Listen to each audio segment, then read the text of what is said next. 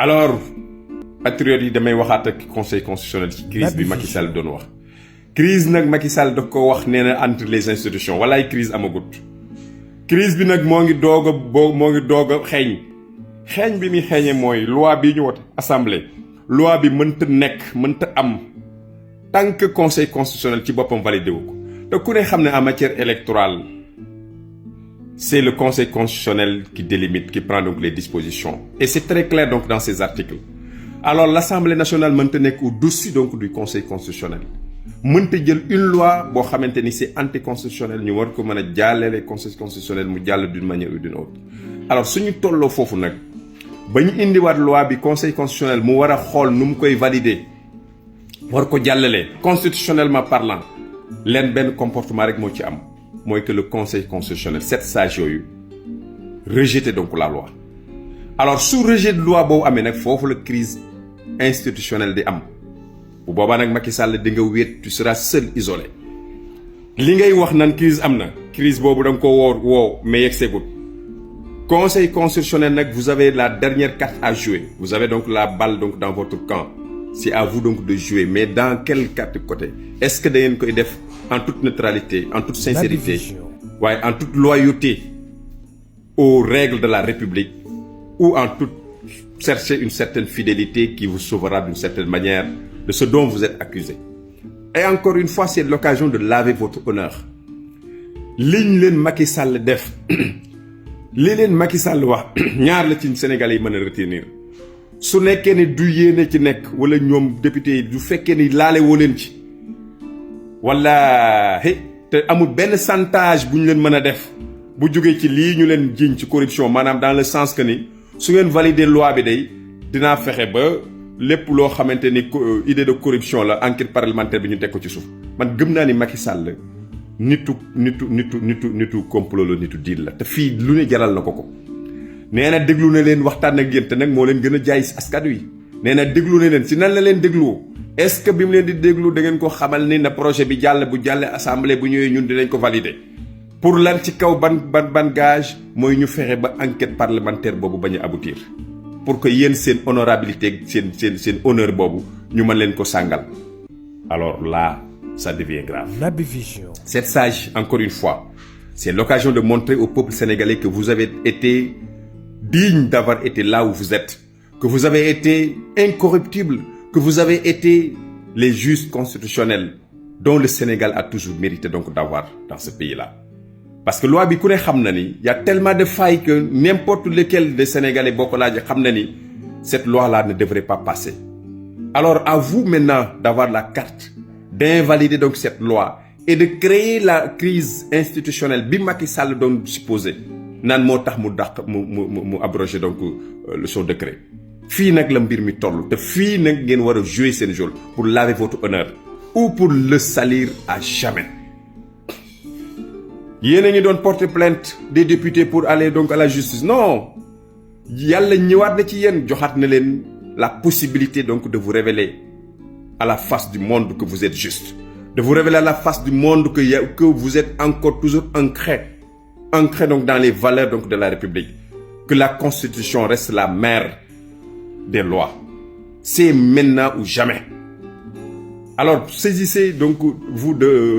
donc de cette occasion et faites-en ce qu'il fallait faire si vous ne le faites pas les 7 sages kooku seen affaire la kooku encore une fois c'est vous êtes en train donc d'entériner lépp luy soupçon sur vous de corruption yi nga xamante ni keneen tegu leen ko lu dul waa APR particulièrement Macky Sall su nekkee ni loolu la mooy menace am ba nga xamante ni dañu leen bu ngeen ko valider ma retirer ma fexe ba enquête bi du aboutir lépp doxe fa tàbbi géej bu fekkee ni loolu ngeen gëm ci moom ba ngeen bañ ko def billahi illa yawmi diini wallahi du ngeen ci génn te dara du leen ci génne nag non seulement seen der yàqu na ba pare mais day gën di yàqu li koy defar nag du leneen lu dul loi bi bu yegsee ngeen rejeté ko woon Macky Sall ne ko ñun on est incorruptible ñun on est là pour la Constitution on est là pour défendre donc ce qui est défendable mais si vous ne le faites pas si jamais encore une fois vous accepteriez encore le jeu de Macky Sall sous quelque prétexte que ce soit, vous vous exposez donc davantage. Et à jamais, et vous et votre famille. Donc juge yi nag wax dëgg yàlla c'est le temps de prendre votre indépendance. Mais affaire bi finalement lan la gars yaa ngi naan am nañ ay 600 millions ñii naan dañoo séddoo xaalis ñii naan am nañ ay audio ñii naan am nañ ay nangam bu dee loolu am na day man gëm naa ne bu fekkee ne loolu mooy menace bi tax Macky Sall xam fi mu leen di jaar ba war leen a mën a def loolu naka su dul noonu encore une fois tuutal leen xarab leen weer leen ci mbedd mi ni géej ñu leen di lawee ku waroon a wax ku waroon a wax dëgg yàlla buñ demee bañ ni Abdou Mbow moo war a mën a déglu un magistrat ak seen dayoo fi mu toll fi ñu leen tegoon xam ngeen ni suufal nañ leen. léegi nag bu ñu leen suufalee ku ñu suufal ku nekk te nga màgg yaay boo ne sa bopp su ngeen ko defut nit ñi dañuy gëm ni loolu gars yi doon wax dëgg la parce que si la ñu sukkandiku pour mën leen tordre la main mais quand même Sénégalais yi dañuy réfléchir. Alors ñun dañoo gëm ni ba léegi ni vous êtes intègre, vous êtes incorruptible. Et si tel est le cas, cette loi-là, en termes donc d'intégrité, de respect donc des lois constitutionnelles, wallahi mënta jàll. Mënut jàll te c'est en ce moment même que vous allez montrer à Macky Sall qui vous êtes réellement donc dans un pays. moo leen di nommer waaye waratu leen jox ay directives. Ki leen di jox directive c'est la constitution, c'est la loi et non Macky Sall. te nag li fi xew tey musu fee am ci àdduna malheureusement dans l'histoire on vous citera vous les 7 sages dans ce qui se passe dans cette crise di ngeen dee génn àdduna du ngeen dundati ñuy continuer di wax seeni tur seeni njaboot ba seeni sëtaat di déglu lu mel nii ni sama maam la fi lii fekkoon ba mu ko fa fekkee dafa wàcce dafa beese ndoddam dafa sëgg dafa gàccal ñu yàkkooroon ci ñoom du yéen rek bu leen jàpp ni seen dund ci yéen la yem seen dund c'est au-delà de vous dafay dem ba lépp lu tax seen deret la lignée. Abdou Latif Coulibaly nee na dafa démissionné oui parce que non seulement nee na gëm na valeur ab républicaine mais li ci ëpp solo bokk na ci deretam la ñu laal nit nag da ngay am sa fulay bopp mbéjum kanam boroom a koy fajal boppam te c'est le moment aujourd'hui de retourner la gifle à Macky Sall. De retourner la gifle à l'Assemblée nationale qui a cherché donc à vous nuire, qui a cherché à nuire à votre réputation, qui a cherché à vous traîner dans la boue. C'est à votre tour de les traîner tous dans la boue.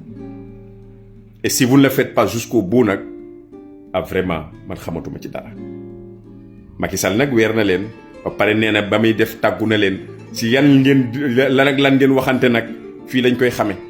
su nekkee ni deal boobu dafay continuer di am mu manipuler leen comme ni mu koy waxee kon effectivement manipulation dafa am comme effectivement corruption dafa am comme effectivement li gars yi di wax dëgg la waaye loolu dong laa gën a gëm ni bu fekkee ni dëgg la laa mën a gëm ni loolu mën na tax en terme de chantage ba conseil constitutionnel suñu attaqué loi bi du ko rejeté mais feneen fu ñu ko attaqué fu mu mën a doon amul ci lenn ci constitution bi nag lu tax loi bi mën a jàll. Kon nag les sages, les 7 sages, encore une fois l'histoire retiendra. Vous avez donc la dernière chance de vous exprimer publiquement. Vous l'avez fait, on a applaudi. Vous l'avez fait, on a applaudi. Le peuple est derrière vous. Si toutefois vous acceptez donc d'être avec le peuple, dans le sens du respect des lois constitutionnelles. Si tel n'est pas le cas, dites-vous bien que c'est cuit. C'est foutu pour vous. Et je pense que l'heure est grave, assez grave même, pour que du ngeen fléchir à ce niveau-là. Restez zen encore une fois, pour peu d'honneur pour la descendance. Pas pour vous-même, mais xool leen li ci seen kanam yi bët. te nag Macky Sall dara mënu ko cee génne. wallahi lazim lu ngeen ko defal du ci génn. day gën a ñaaw rek ñaaw na moom mais moo ngi leen di ñaawal bañ leen loolu. Les juges refusez ça.